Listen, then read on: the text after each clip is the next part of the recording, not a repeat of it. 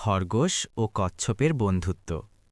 এক গভীর জঙ্গলে খরগোশ আর কচ্ছপ নামে দুই বন্ধু বাস করত। খরগোশ ছিল খুব দ্রুতগামী এবং চটপটে, আর কচ্ছপ ছিল ধীরে সুস্থে হাঁটাচলাকারী। তাদের স্বভাব ভিন্ন হলেও তাদের মধ্যে খুব গভীর বন্ধুত্ব ছিল। একদিন তারা খেলছিল। খেলতে খেলতে খরগোশ দৌড়ে অনেক দূরে চলে গেল, কিন্তু কচ্ছপ তার ধীর গতির কারণে অনেক পিছিয়ে পড়ল। এদিকে আকাশ অন্ধকার হয়ে এলো এবং বড় বড় বৃষ্টির ফোঁটা পড়তে শুরু করল। কচ্ছপ বৃষ্টিতে ভিজে কাঁপতে লাগল।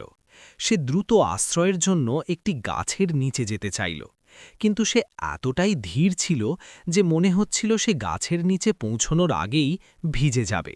খরগোশ যখন দেখল তার বন্ধু কচ্ছপ বৃষ্টিতে একা একা কষ্ট পাচ্ছে, তখন সে মুহূর্তের মধ্যে ফিরে আসল।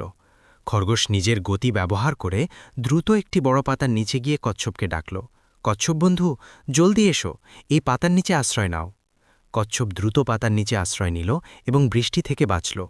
খরগোশ শুধু নিজেকে বাঁচায়নি, বরং তার বন্ধুকেও বাঁচাতে সাহায্য করেছে। বৃষ্টি থেমে যাবার পর কচ্ছপ খরগোশকে ধন্যবাদ জানিয়ে বলল, তুমি এত দ্রুত গতিতে দৌড়াতে পারো, চাইলে আমাকে ফেলেও যেতে পারতে, কিন্তু তুমি আমার কথা ভেবেছ। খরগোশ হেসে বলল, আমরা তো বন্ধু। আমি যদি তোমাকে বিপদে ফেলে যাই, তাহলে কিসের বন্ধুত্ব? বিপদেই তো আসল বন্ধুর পরিচয় পাওয়া যায়।